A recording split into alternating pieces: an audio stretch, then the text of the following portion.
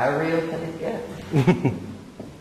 Hello everyone, good to see you all. Gali has already introduced our panel tonight, David Polonsky from the film WaltzwithBashir, Elizabeth Wood from the founder and director of Dock House. I'm Orly Adin, and we have a lot of ground to cover today because we want to talk about various aspects of WaltzwithBashir, the film, but also use it in a way as a launch pad to broaden the discussion to documentary animation as a whole, which seems to becoming extremely popular in the last few years, especially since a few feature-length films using animation have been released. So even though those of us who either make or talk about or write about animation know that animated documentary didn't start 2 years ago, still in the broader sense, in terms of reaching a wider audience, it's definitely the flavor of the month. In fact, I only got an email 3 days ago from the Danish production company who does all the Dogma films, if you know, Lars von Trier and so on, writing to me saying they'd like to see some samples of documentary animation because they're thinking of making an animated documentary, surprise, surprise. That would be an interesting thing to see, a Dogma-style animated documentary. Anyway, I'm hoping that we will cover various aspects of documentary today, including animated documentary, and of course, the whole notion of the definition of documentary is such a complex subject, and people use the word in a variety of ways and mean different things by it when they use that word, in the same way as they mean different things when they use the word real, when they use the word authenticity, when they use the word truth. And people understand by it different things. And I'm not suggesting in any way that we come to any firm conclusion today, but I hope we'll throw up enough ideas for thought so that we can go on talking about it and making these kind of films and having more panels. So before we go on any further, David Polonsky will talk about the actual process, the technique and the process of making the film, from storyboard or video board, script to the actual final element. The whole project was conceived as an animated film. There was never a question which way it should be done, and the idea to create an animated documentary about this issue is also the reason for its existence. The film was scripted. It's based on a year-long research of interviews. They posted like appeals on the internet for people to come and testify and tell their stories from Lebanon. And out of these, kind of a script was boiled down. And Ari's motivation for the film was kind of his way to deal with this topic, which obviously was crucial in his memory, in his life, but he never could find a way to approach it. So after the research stage, there came the stage of interviewing and editing the film into a straightforward documentary with talking heads, interviews, people telling their stories. Parallel to that, we already started to develop the animation technique, and I think that the best way to go about it is just to show a work process on one scene. We have, in the beginning, there's sound. There are these people talking, and then Ari, Yoni Goodman, the director of animation, and myself with me discuss each scene and decide what's going to happen, and then the director of animation goes and creates a video board, and then we discuss it until we're happy about it. So this is a video board based on a sound sequence. The translation is not completely in sync, but you will get the idea.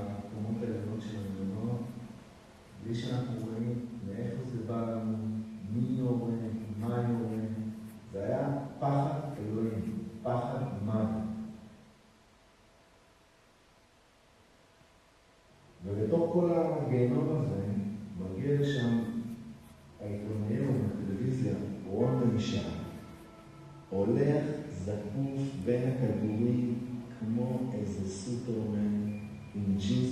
נשאר בקבוצה משותפת. הולך כאילו כלום, כדורים מסתובבים בסללום מעל הראש שלו, ולפניו זוכה צלם על 4, רואה מפחד, עם קסדה, הוא לא רואה ממנו.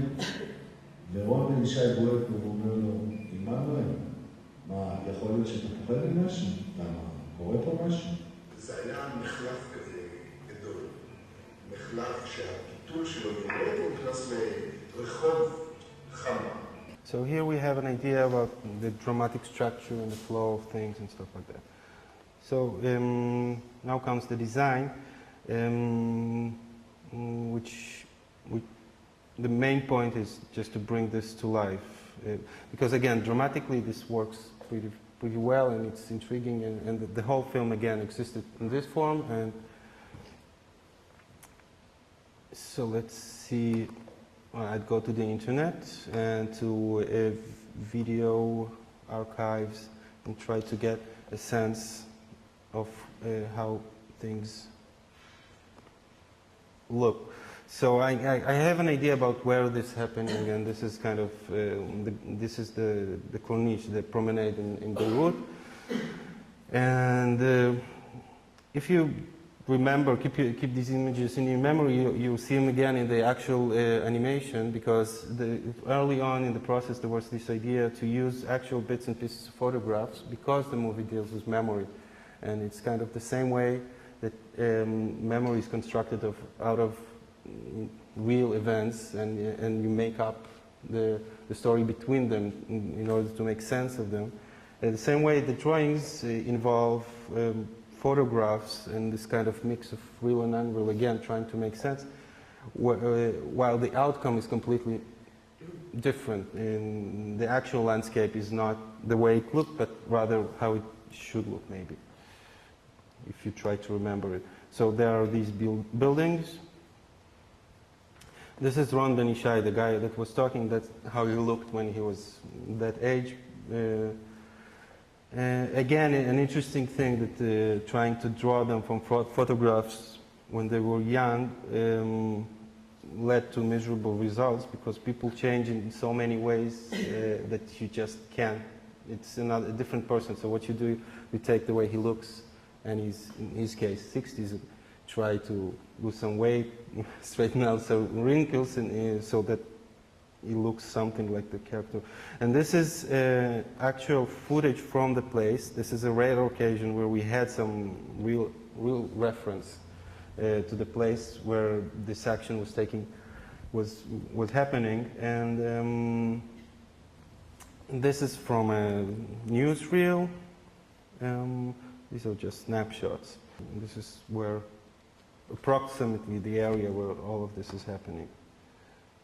These are photographs. Again, remember this building, it returns later. Based on the storyboard, just a few frames because you're going to see it animated. This is one of the first takes on what's going to happen, and this actually wasn't good enough because it makes sense of an actual place, but it doesn't convey the feeling. So there's another go at the same thing, the change of angle, the contrast, the color, meant to create this kind of tension. And here already I'm kind of incorporating pieces of photographs, but just because I'm lazy. That's not this is kind of what it has to be. And then this is according to the planned camera movements, keyframes and stuff like that, and this is becoming more and more keyframes. Each character is broken apart into bits and pieces, and in a second I'm going to explain a little bit about the technique of animation, which was devised especially for this film. And this is the building that you've seen in the footage, but from the other angle. All we had for this as reference for this sequence in terms of motion and sound is Ron Ben Ishai. That's the news reporter talking. And as you've seen already in the video board, his actions are translated into like cutout animation. The character is divided into these little bits and pieces. And then, for example, each one of the parts has a second degree of separation, you might say. And let's say, for example, the hand, which is broken up into this, and this allows us to do this. Again, this is using the parts of the lines instead of drawing each frame anew. This is the head. It's an example of the mouth. And this is what can be achieved when you have this kind of complexity in cutout animation.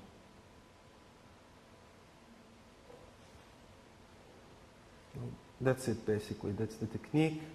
And we'll rush on to the result.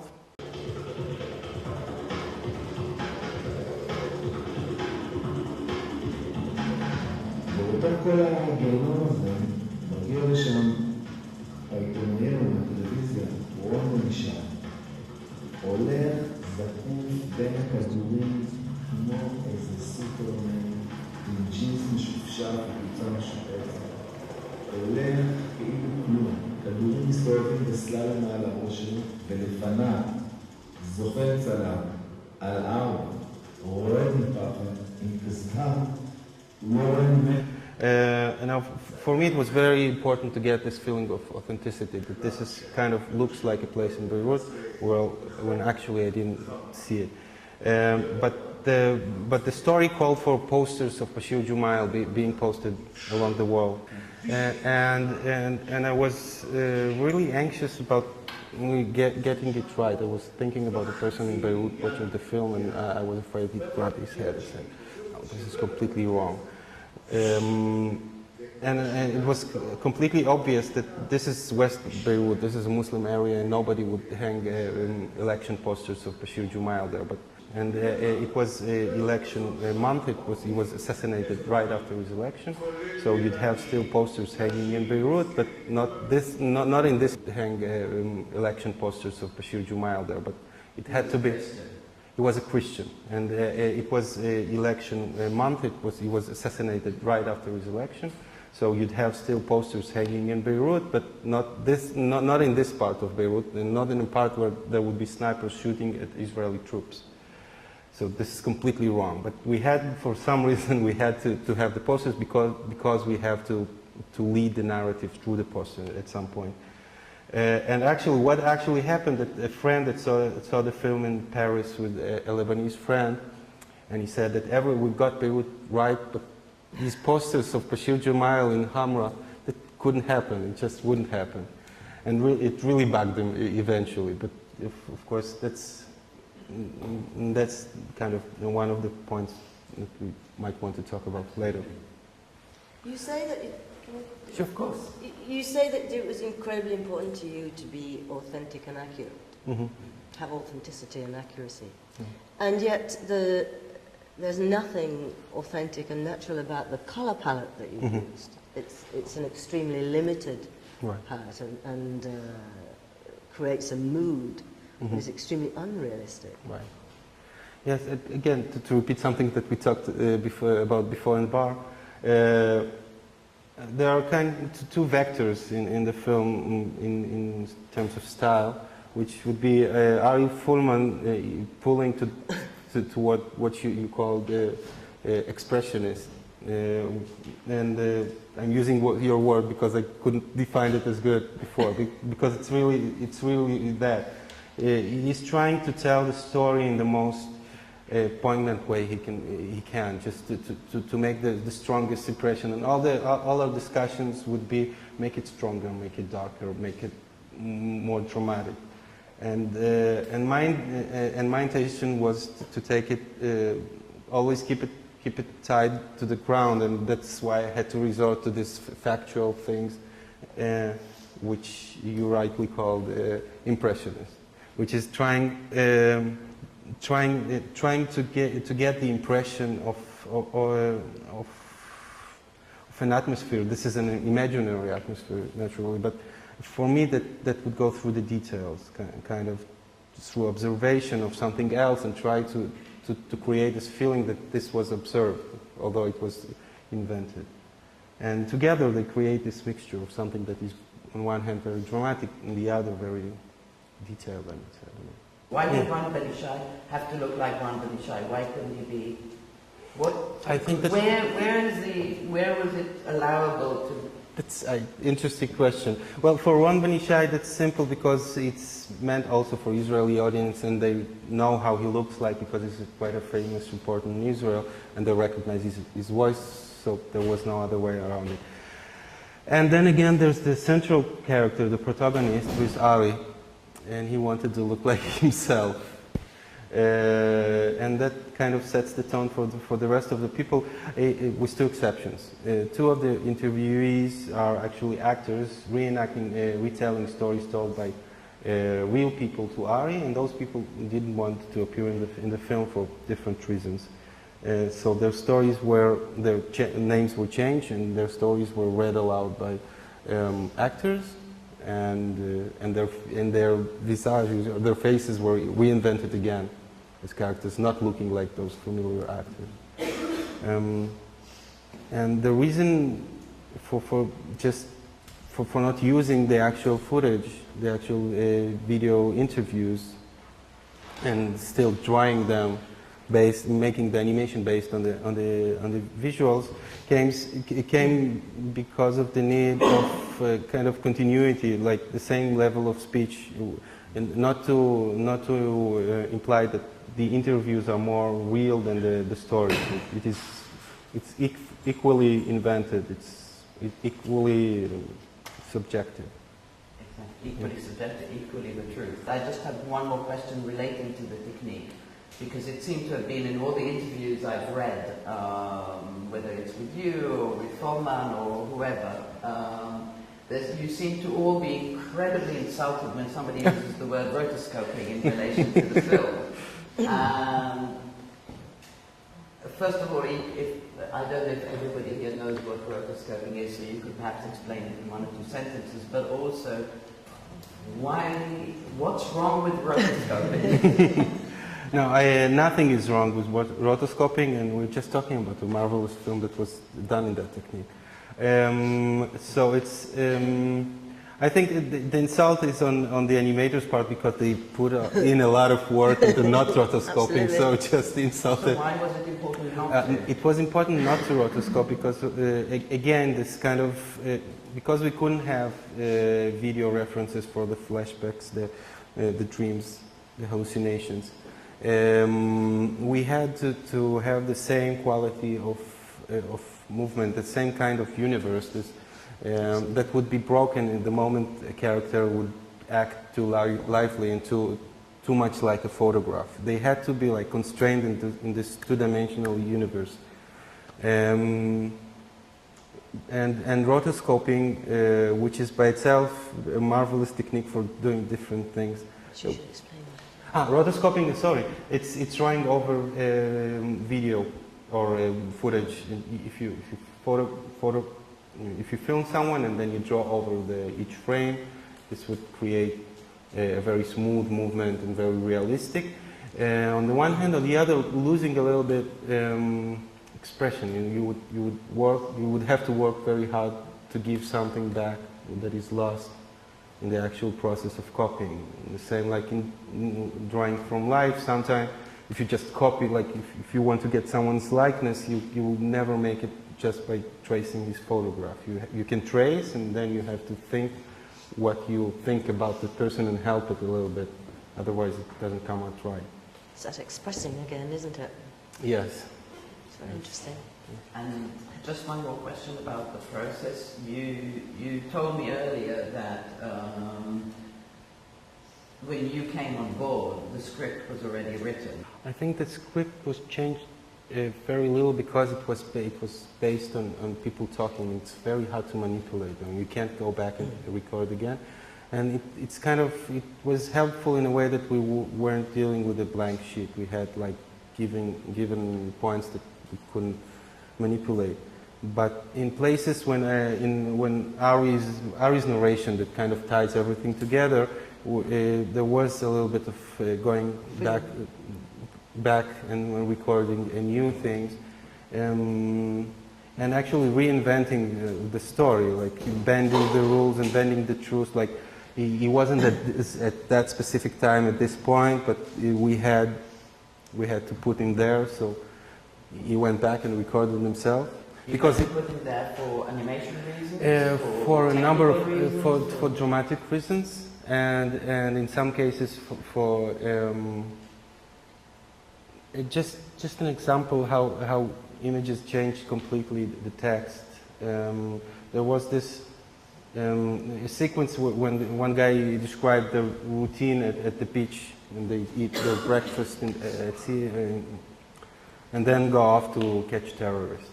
And if we were, yeah, usually, like the simple thing to do was just to illustrate his story, and that made no sense because he's already telling it. And the thought was how to lose this bit of information. But then we came up with an idea. We realized that there was no point in the film that we were showing the big guys. We mentioned the name of Ariel Sharon only once, and he can't get off that easy, so we had to find a place for him. And instead there was this sequence of all the generals and the Minister of Defense and the Prime Minister having their different breakfasts at the time. And that would save that sequence because the guy is talking about his breakfast and we're seeing their breakfasts. It kind of was left in the film. It's interesting that you talk about the film as you were constantly trying to pull it down into the real world and keep it, as the word you use is authentic, have authenticity, and that he was trying to push it into kind of expression, personal expression, mood and thing. And it seems that, you know, what you've actually managed to do is find a place in the middle that really works. Yeah. And it's great when things like that occur, when collaborations and partnerships like that actually are extremely creative and the tension works to resolve the issues. I mean, I think it's very interesting to compare your film with Chicago 10, because Chicago 10 is, you know, big budget, Brett Morgan, naturalistic as possible, and doesn't quite reach in the same way that this film reaches because it creates a language and a world that you enter into. It's a very interesting difference. Yes. I think that much of the outcome is due to the process, of course, the way that we were working. And there was quite a lot of creative freedom at each step. There was very little redoing of scenes. But there was this mutual understanding that there's that it needs to work in a certain way and I can't explain how exactly we understood. It even goes back to the characters of the people involved, and because it was kept on a very like familiar level. The number of people working on the visual aspect of the film was between 10 and 15 in the end. So everybody knew everybody, and everybody had a say. So you can feel this like this is kind of a stew, and everybody's coming in and bringing kind of those spices and stuff like that. We started out with a team of 6 animators and 4 designers actually. Myself doing most of the design and getting some help from the other people. And we ended up with 10 animators and stayed with 4 designers. That's the crew who created the film. One guy doing all the after effects for the film. I want to move on to hear Elizabeth Wood from Dockhouse talk a little bit, and I think this is really the moment maybe to broaden the discussion. The kind of questions that I hope we'll be discussing today, both us and you, is from the broadest question, you know, is can an animation film actually be called a documentary? Can an animation film be just considered another style? Or does it have to be in a category on its own? Do we think that the latest success of animation films is something to do with the whole change in development in filmmaking techniques, you know, from the kind of state-of-the-art CGI to reality TV? Our whole notion of what is real, what represents, how to represent the real. We are bombarded with so many different styles from so many different corners, if you like, you know, in the broadcast and the podcast and on YouTube, you know, people just filming themselves and putting themselves on YouTube. Is that a documentary? What is it? You know, and so on and so forth. To, as I mentioned, CGI, where you have films that, especially when those using the most sophisticated techniques, it is sometimes very difficult to distinguish between artificially created images to those that were photographed or filmed. And then the subject of this film tonight is basically a subject which is a very horrific memory of a very horrific event. There are a lot of animation films that deal with traumatic events, historical or personal memories and so on. Is animation a technique or a medium that perhaps lends itself more to represent this kind of subject? Would you show, I mean, I know you program documentaries in a variety of venues. Would you include Waltz with Bashir in one of your documentary programs? Absolutely, and I fully expected it to be at the Sheffield Documentary Festival last week, but it wasn't. Absolutely. Documentary is really fascinating because it isn't one thing. It is many genres. And if you look at documentary, it goes really on a continuum from sports coverage, which is uncut, live, and unedited, to reconstructed history, which is completely scripted, dramatized, and, basically fiction, based on truth. And you can come across that continuum through observational documentary, all the different genres that make up what we call the documentary world. In a way, it's a very unuseful thing to have to do. They're films. And in an ideal world, we would simply see them as films alongside fiction films. They would just be films, which is, incidentally, the way they used to be seen. When Nanook of the North was in the cinema, it was not advertised as a documentary. The word didn't even exist. I think maybe it did exist between academics, but nobody knew the word anyway. It was seen as a film about an exotic person who wasn't an actor, but they genuinely existed. He was called Nanook. He genuinely had 2 wives and 5 kids and God knows what else. He genuinely had the adventure of killing a whale, even though it was set up. And people loved the film. It was hugely successful. There were Nanookites, lollies, God knows what. And then what actually happened was the whole thing started to seize up when sound came along, because the fluidity and Flaherty shot Nanook of the North like someone going out today with a mini DV cam, because there was no sound. So he had a small camera, shot during the day, put it through its bath, and showed it with the same object in the evening. I mean, it was a very, very peripatetic business. It only really seized up when sound came along, and in order to have sync sound, you had to have this huge equipment, so you couldn't be fluid and you couldn't move. And that meant a very interesting thing. It meant you had to reconstruct. So all the basic great films of the Grierson Age, for instance, are all reconstructed. Night Mail, the brilliant scene in Night Mail where the guy's sorting the letters, is shot in a studio, scripted, with real people, but scripted. Diary for Timothy is an extremely personal piece of expression about Jennings' attitude to the end of the war and the future. It was only when, and it's so interesting, it was only when the equipment became flexible again, with 16mm and sync sound that you could put on your shoulder and your soundman could be with you, that you could move around, that the whole observational dogma took off. And the idea of all the stuff that had gone before, which is actually 60 years of documentary history, was kind of rubbished, because there was a very strong reaction by people like Drew and Pennebaker and Leacock. I've just been with Pennebaker now in Sheffield.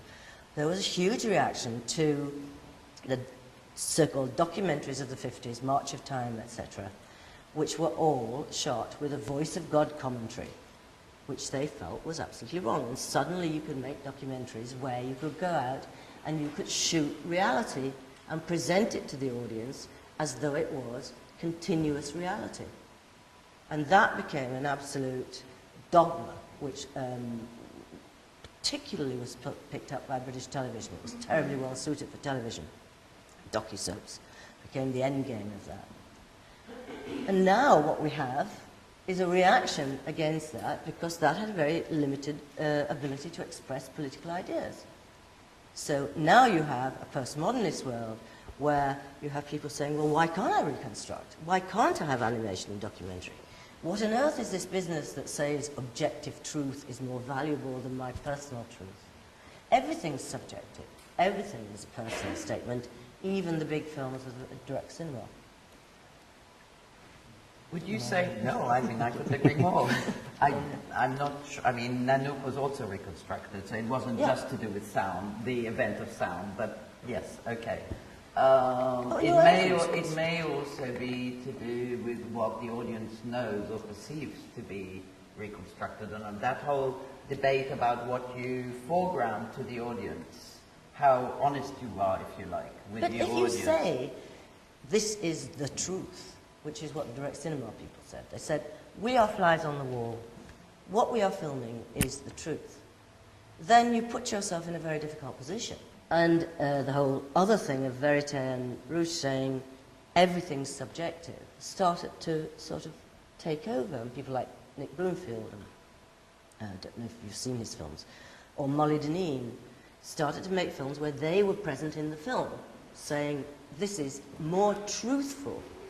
To accept that I'm here, to accept that there's a camera in the room, that is more truthful than to say it's an objective reality.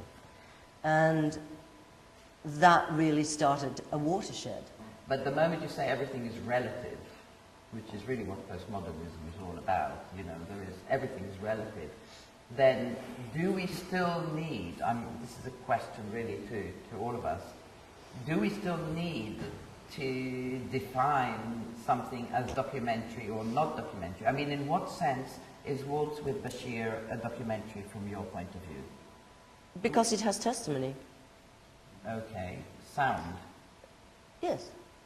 So it's and the sound images of the people. That is the documentary? I'm trying to well, be it's the obvious, yes, no, absolutely. It's the obvious first thing that you say to sort of justify it as documenting reality.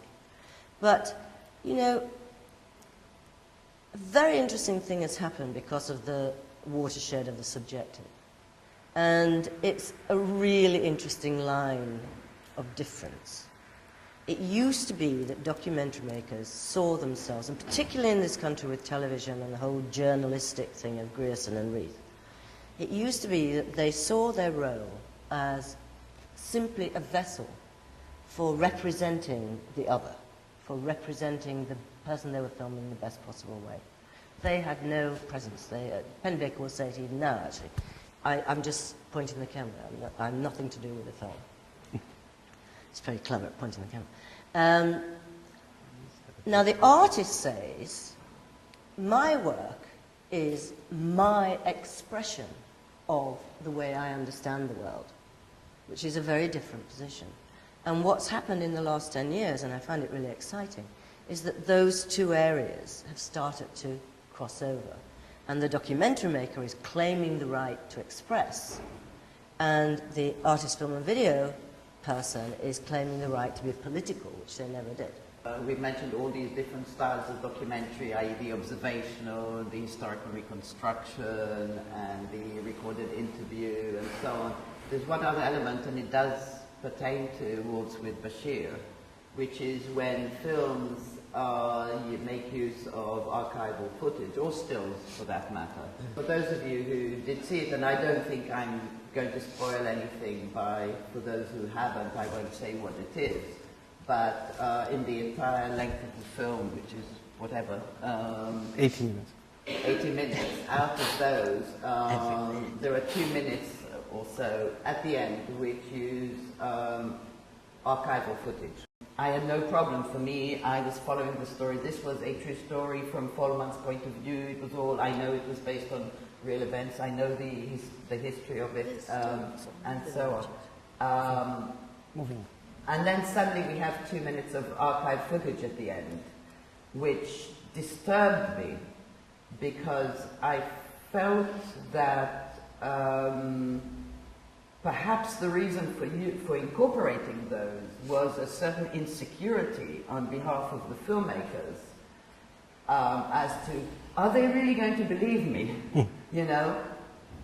No, I have to prove that it was real by showing real footage, which begs the question, does this mean that everything we saw until that moment was not real? Now, I can see all kinds of narrative reasons for incorporating those 2 minutes at the end. Because there is a progression in the film, and it's a journey that the filmmaker makes. And I've had various discussions, but I just wanted to raise that as another thing about truth and authenticity. Critics, teachers, filmmakers, whatever, you know, as people interested in film. Do we still, in our heart of hearts, in spite of our sophisticated analysis of documentary film, do we still think that the photographic image, this indexical link to reality, is really, you know, really more real? Yeah, Tony. Yeah, it's really interesting. I had the same reaction, sort of shock reaction to the newsreel footage at the end. But actually, I think it kind of functions as, you know, for me, it functioned as a kind of way of resolving the issue that floats throughout the film, which is what happened, really, what was real about what the various people, witnesses, present in their testimony, so that in the end you get sort of led to the point where you're given the indexical images. But I'm a sort of a bit of a traditionalist about indexical images. I think that actually there is something special about footage that you know is registering something that actually happened in front of the camera. And in the same way as I think there's something very special about it, was very important to me to know that most of the interviews were genuine interviews with people who weren't talking from a script, even though it's interesting that 2 of them were. You know, I still think there is. It's an ethical and a political thing as much as as an aesthetic thing. I think that link between what happens in front of cameras or microphones and how that's presented. So. But you see, I think this is so interesting because there is no truth, is there? We all have different interpretations of that scene. I read it completely differently. I read that he, the lead character in the film, had finally faced reality. Yes.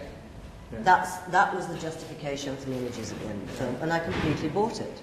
Yeah. Because there are other bits in the film that are real. I mean, there's a little play with bits, as you were describing earlier, that gets, and it tends to get more and more real as the film goes toward the end.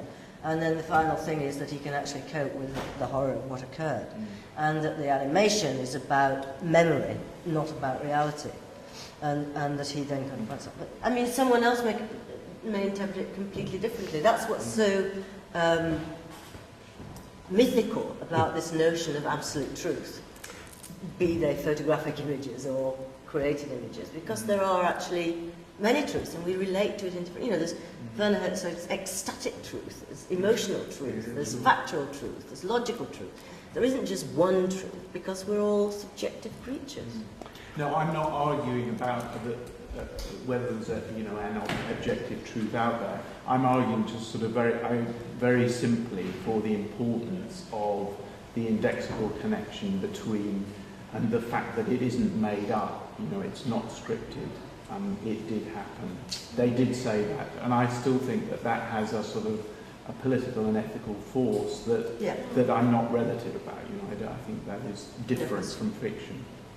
There's something I'd like to relate to what Elizabeth said before, and about the history of who's pointing the camera, and that's the question of authority and the authority of the storyteller. And I think that it's simply just the change of the means of narration indicates to this kind of shifting of weight. And even if you think about what's considered dramatic cinema, for example, Hidden, or for example, No Country for Old Men, these films, the way they treat the authority of the storyteller, taking it away from him actually, something that happened in literature some years ago, and now it's beginning to happen in cinema. It did happen in cinema many times, but again, there's this kind of, and it's again a little bit a political question too. Who am I to tell? And it's kind of, it's being used in a manipulative way, even if you think not only about art or about entertainment, if you think about reality TV. The way that the manipulation is kind of being more and more, and entertainment is being disguised as democracy. It's being disguised as some way, there's no authority, nobody tells them what to do, and there's kind of new ways that the people who are pointing the camera are looking at things, and I think that just changing the way that you tell the story undermines your own authority, and that's the problem, and I think that's the point of what we were trying to do there, and that's to say, well, this was all nice and well, but let's see it from, I'm editing this inside, but this is someone else speaking in a way. For me, the more manipulative the film, especially if it purports to be a documentary, but in other cases as well, that's a taste thing, the more untruthful it is. And in some ways, this is my hobby horse about animation, because I think animation, more than any other film style, because from the frame one, it tells you, I have created something from scratch. I'm drawn an image. You know that this image is iconic, or is a symbol, or resembles maybe reality, but is definitely not, does not have an indexical link to reality. It is my creation. It's upfront about it. There's no two ways about it. Therefore, animation in itself automatically creates a distance between the film and the spectator. And by creating that distance, it gives the spectator the space to think for themselves, rather than be totally manipulated and not be able to think, rather than be in the hands of the filmmaker, magician. I haven't seen the whole film, but I've seen several clips, and I already began to identify. That's interesting, because I'm not only someone who draws and does this artificiality, but I'm looking at something that is quite clearly designed, and yet within no time at all, I'm identifying and believing in the people. And so the question, that's what I think. The question I had was, I'm interested in your illustrators, because you've got a team of people, you're working from photographic material at some early source, and you're developing it, you're giving it a color palette, you're giving it a style, and you're also fragmenting the graphic elements of the features, and yet somehow there's more than trickery going on there. There's warmth and humanity coming through those images, and I think it's so strong that it overcomes your barrier, it overcomes your resistance to this not being real. So how did you get all these different individuals to keep that consistent, to keep a feel going through it? That seems a very hard thing to do. Part of it was easier because there weren't that many individuals. I just physically had to draw most of the drawings. But in other cases, the directive was to get, to reimagine the thing. I think, for example, there's this one shot at the orchard, and there are the RPG kids, these little Palestinian children running around with the grenade launchers.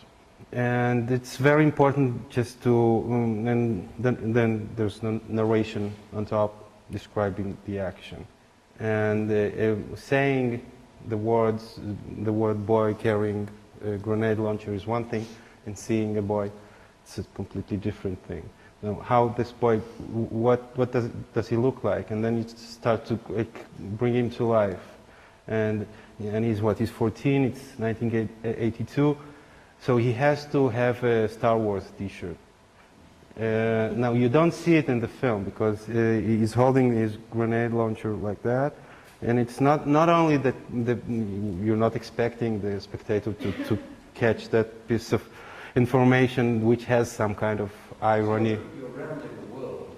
Yes, and it's kind of... Yes, yes, and it's kind of trying to have as many things like that going on, and again, not communicating the information directly, and just trying to make the drawing have its own life. Yeah, just wondering how the film's gone in cultures which have been living with like feature-length animation for adults, say it's Japan, is it screening there, or so it's, for me it's sort of interesting, particularly this comment, but just like how many people here have watched an adult feature film that's animated, like you've seen over 5 or like... You're right, because of course in Japan there is a long tradition of animated feature film. The Japanese audience would never... But particularly for adults. They don't even distinguish between animation and non-animation. It's just another film for them, but not in the West. Yeah. Question, because the Japanese market was the only one that didn't pick up, one of the big markets that didn't pick up the movie for distribution. It's very interesting to find the reason why. I have my suspicions, maybe because they're tradition, maybe there's this way of, they have some expectations. And for cultures that are less used to this kind of narration, it's this is more new, and just the novelty of it pushes it further. You said at the beginning that this was conceived originally as an animated documentary, or as an animation, so that sort of came first. Could you talk a bit about why? I mean, did you feel, why did you guys feel that this was particularly well suited to animation? This might tie into your question about issues of identification or the expressionism that you were talking about. First of all, there are a couple of reasons. I think just making another... let's start from the end. Because it's dealing with memory, because it's dealing with absence, actually. It's trying to create to fill in a gap in his memory, the things that he don't remember. Because we're dealing with hallucinations, because we're dealing with dreams, you have this medium that doesn't have to... There's no suspension of the viewer's disbelief, because for example, if you want to depict a dream, you write it down, and that would be a fair depiction of the dream. Now, if you want to film it, you'll have to bring people, and they have to pretend that they're the characters in the dream, and you have Salvador Dali drawing the backdrops, and the viewer would have to do a lot of work forgetting the fact that these are real persons, because we know that dreams don't.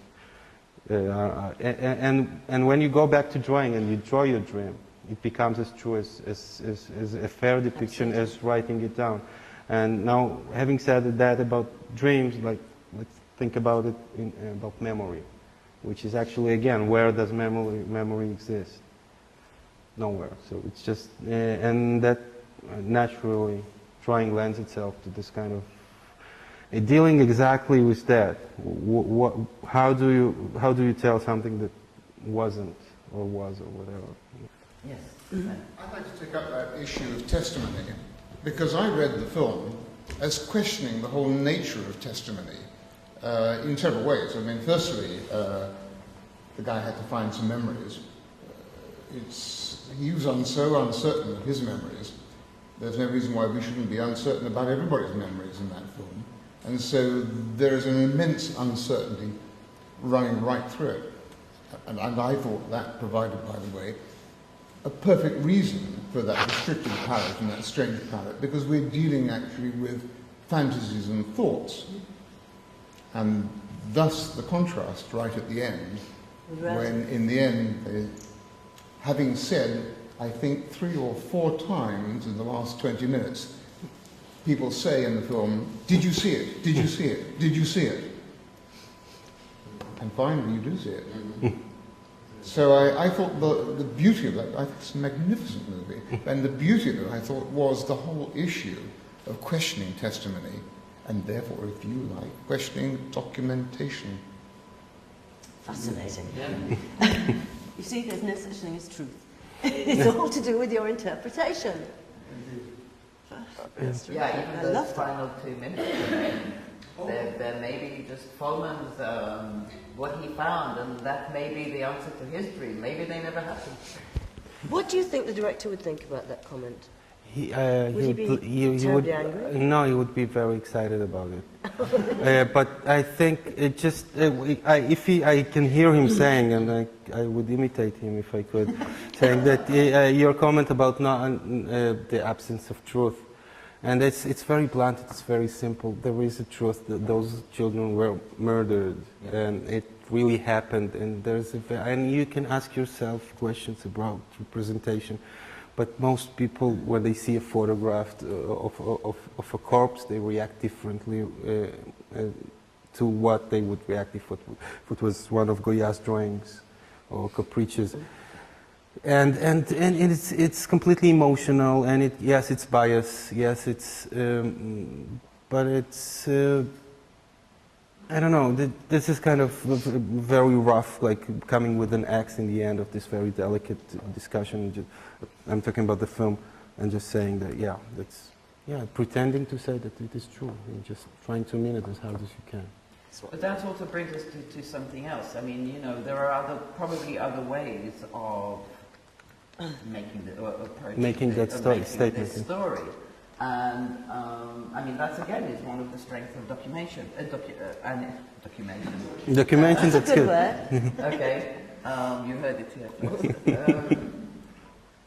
We are so bombarded with images of, you know, of corpses and children and mothers and wailing women and so on TV, that many, a documentary that would just use, you know, say Talking Head archive like you were talking about, the chances are, even if the interviews were strong, that it would reach a very, very small audience. The audience might stop, they might switch off because we have become less. So the pressure also to find new ways of actually reaching out to an audience and make them sit up and listen or sit up and think about these events. Of course this did happen. But it happened whether the film would have been made or not. Yes. It happened, definitely. Not because of the film and not thanks to the film. It happened separately. It's a separate thing from the film.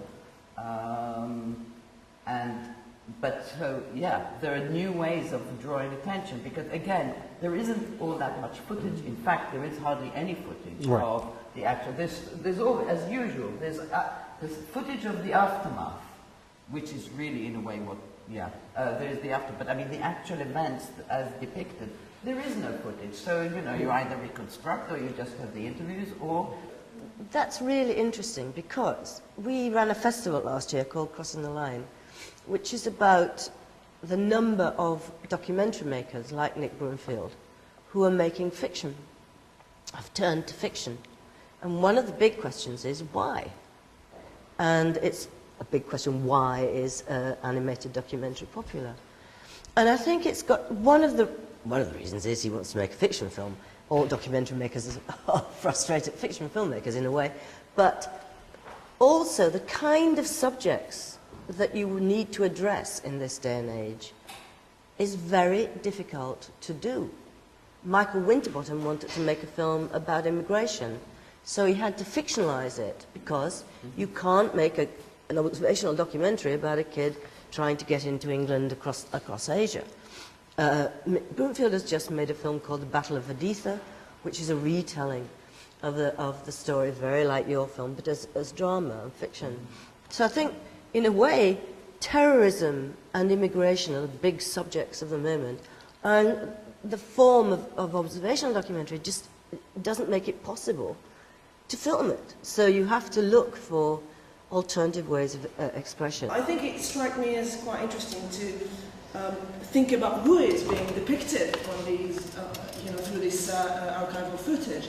And given that Ari, both in the film and interviews and when he talked about the film, said, this is my perspective. I'm talking as an Israeli soldier. I'm telling my story, and I'm not going to take the role of a Palestinian or even, they're taking, their right or duty or etc. in telling their perspective over the events. But the fact is that what we see as archival footage, who we see are Palestinians. The animation is mainly used to tell the story of the Israelis. Ari, as an Israeli, feels much more comfortable or daring in using a different form to do that, but he doesn't have the same kind of courage, maybe, in following through with representing the other.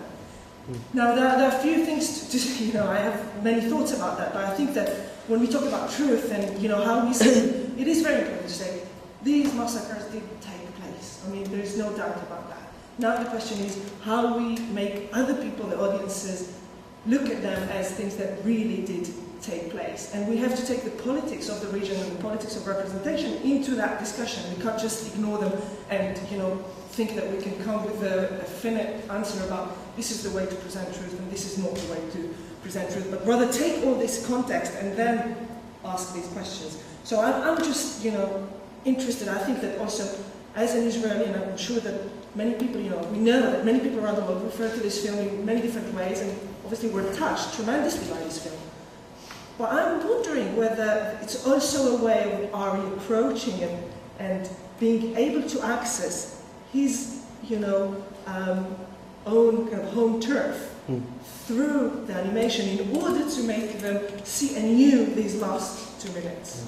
Maybe he was trying to exercise his, his personal memories and the trauma and so on, but he was also, I'm sure, trying to say to the Israelis, listen, this event happened, and one way or another, we as an Israeli society were implicated in it, I assume, even though it's said very, very mildly. But that's not because of the animation, that is just because he turned it into a personal story. Or did you mean animation specifically?